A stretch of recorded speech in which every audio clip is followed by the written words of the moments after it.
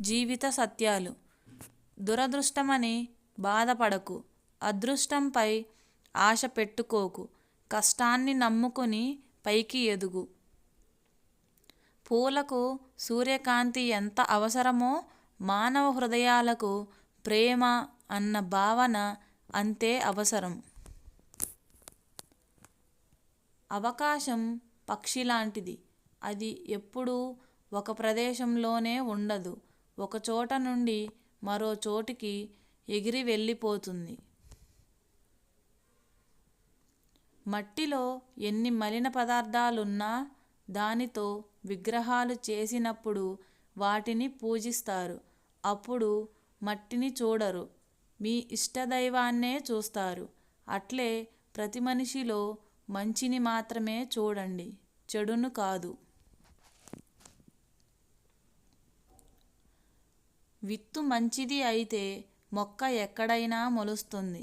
నీ ఆలోచన మంచిదైతే ఎన్ని అడ్డంకులు వచ్చినా తప్పక గెలుస్తావు.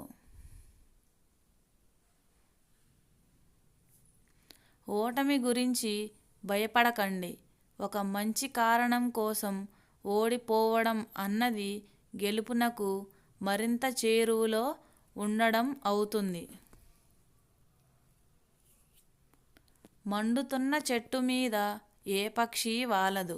అలాగే కోపంతో రగిలిపోయే వాడికి సుఖ సంతోషాలు ఎన్నడూ ఉండవు. మౌనంగా ఉండడం అంటే మనం ఇంకో మార్గం ద్వారా మన వాదనను కొనసాగించడం.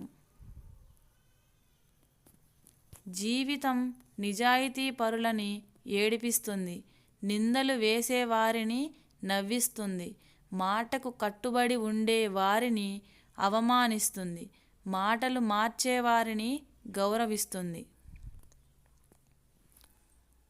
ఐ హోప్ ఈ వీడియో మీకు నచ్చే ఉంటుంది అనుకుంటున్నాను. ప్లీజ్ నచ్చితే నా ఛానల్ సబ్స్క్రైబ్ చేసుకొని నాకు సపోర్ట్ చేస్తారని ఆశిస్తున్నాను. Thank you for watching friends.